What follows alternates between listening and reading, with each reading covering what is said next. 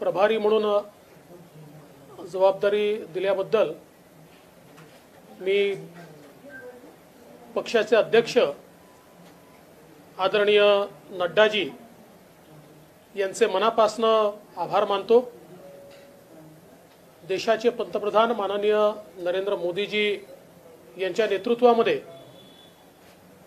गोव्यामध्ये पुन्हा एकदा भारतीय जनता पक्षाचं सरकार हे आम्ही स्थापन करू आणि विशेषतः आमचे मुख्यमंत्री श्री प्रमोद सावंतजी त्यांचं संपूर्ण मंत्रिमंडळ यांनी जे काही कार्य गोव्यामध्ये केलं आहे त्याच्या आधारावर आम्हाला पुन्हा एकदा जनता त्या ठिकाणी निवडून देईल हा विश्वास मला निश्चितपणे आहे। गोव्यामध्ये गेली 4 निवडणुका सातत्याने मी जातो आहे, त्यामुळे गोव्याचा परिचय देखील माझा आहे आणि खरं तर यावेळेसच्या गोव्याच्या निवडणुकीमध्ये आमचे लाडके गोव्याचे लाडके मनोहरभाई पर्रिकर हे आमच्यामध्ये नसणार आहेत, पण तरी देखील पक्षाला जी दिशा आणि जो विस्तार त्यांनी दिला आहे त्याच्या आधारावर आम्ही पुन्हा निवडून येऊ। महाराष्ट्र नेहमीच गोव्याच्या पाठीशी उभा राहिला आहे आणि महाराष्ट्र भारतीय जनता पार्टी ही नेहमीच गोव्याच्या निवडणुकीमध्ये सक्रिय राहिलेली आहे, त्यामुळे महाराष्ट्र भारतीय जनता पार्टीचं संपूर्ण सहाय्य मदत ही निश्चितपणे त्या ठिकाणी राहील। आमचे केंद्रीय गृहमंत्री अमितभाई शहासाहेब असतील, राजनाथ सिंगजी असतील किंवा माननीय नितीनजी गडकरी असतील, या सगळ्यांची मदत ही आम्हाला त्या ठिकाणी मिळणार आहे। 2 केंद्रीय राज्यमंत्री देखील माझ्यासोबत त्या ठिकाणी आहेत, त्यामुळे आम्ही आमच्या परीने पूर्ण मेहनत करून गोव्यामध्ये पुन्हा एकदा भारतीय जनता पक्षाचं सरकार स्थापित करण्याचा प्रयत्न करू। मला आता तर आज घोषणा झाली आहे, आता मी पहिल्यांदा केंद्रीय नेतृत्वाशी चर्चा करीन, त्यांच्या अपेक्षा काय आहे त्या समजून घेईल आणि त्याच्यानंतर मग त्या ठिकाणी मी काम सुरू करेन।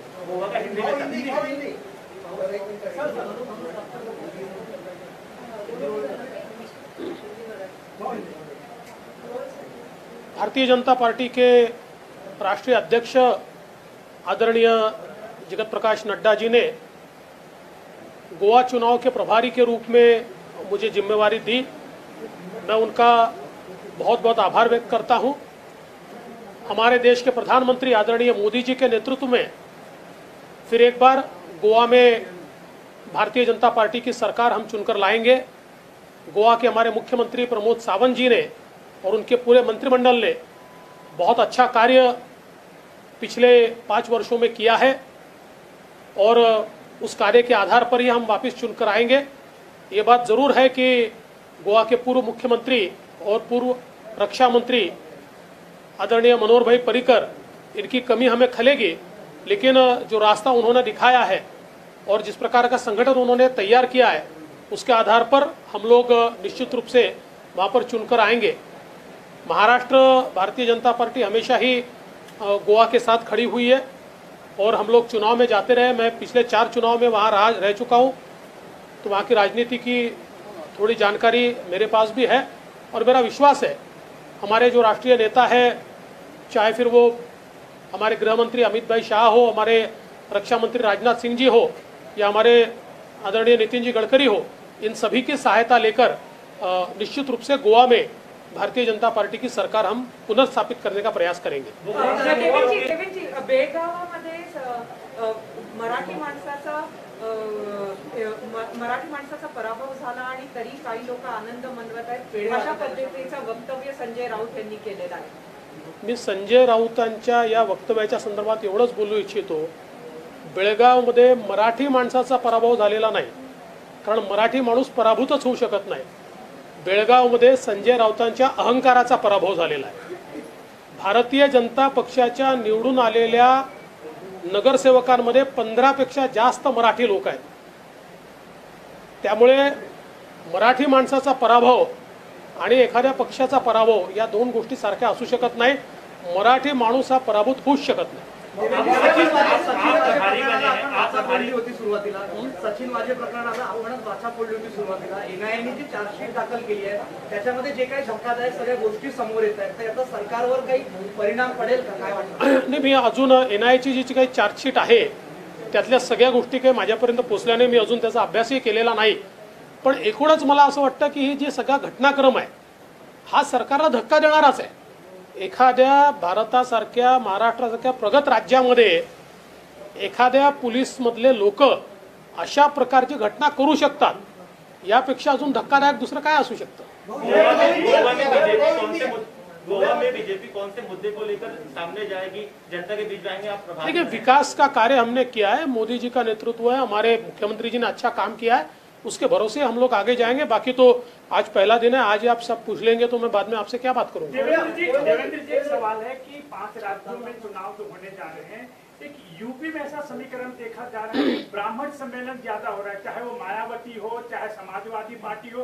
तो क्या लग रहा है कि यूपी की राजनीति ब्राह्मणों पे ही टिकी है?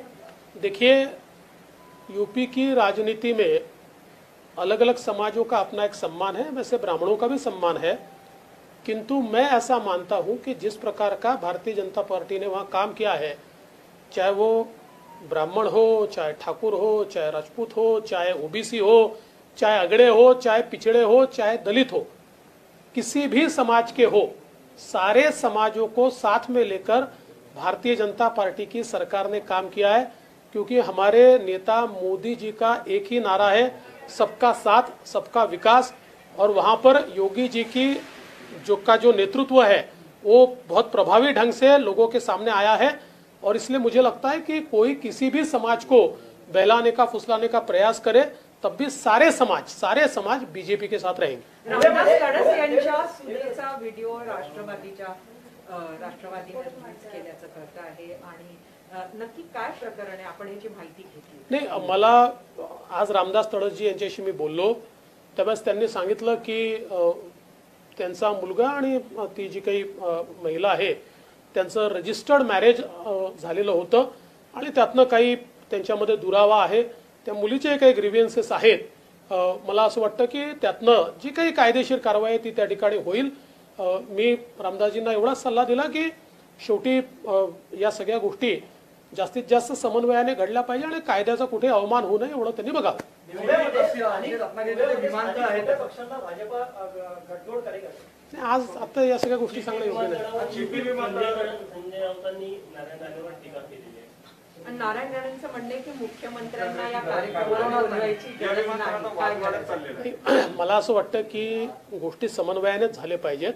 पण चिपी विमानतळ तयार करण्यामध्ये राणे साहेबांचा जो सहभाग आहे हा कोणीच नाकारू शकत नाही. त्या काळामध्ये राणे साहेबांच्या पुढाकारानेच याचं काम सुरू झालं आणि त्यानंतर मी मुख्यमंत्री असताना हे काम आम्ही पूर्ण केलं आणि त्याचं एक आम्ही उद्घाटन देखील केलं. आता तिथनं फ्लाईट उडणार आहे. खऱ्या अर्थानं ते विमानतळ जे आहे हे आता त्या ठिकाणी एक प्रकारे त्याची सुरुवात होते आहे.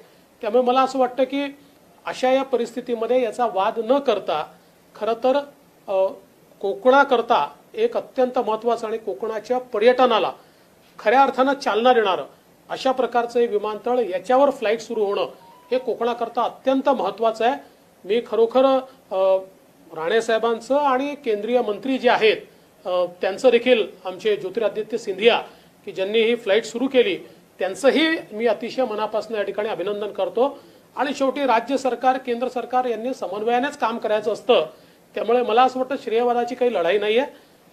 राणेंचं जे काही योगदान आहे ते कोणी नाकारू शकत नाही.